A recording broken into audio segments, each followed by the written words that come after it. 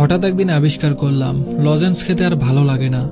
খেয়াল করলাম আব্বু আম্মুকে ছেড়ে অন্য রুমে ঘুমাচ্ছি। বাংলা প্রথম পত্রে আর কোনোদিন 198 তোলা গেল না। কলম দিয়ে লেখা ভুল উত্তরটা রাবার দিয়ে মোছা গেল না।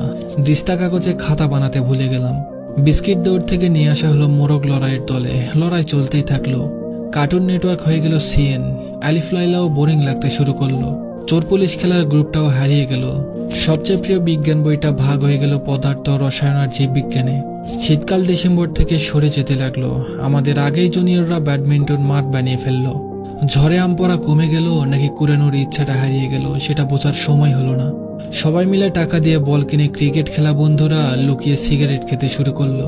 রোদের মধ্যে ফুটবল খেলতে গিয়ে হাঁপিয়ে উঠলাম। দোকানে গিয়ে মোস্তফা গেম খেলার বদলে গেম জোনে গিয়ে সিওসি খেলা শিখতে লাগলাম।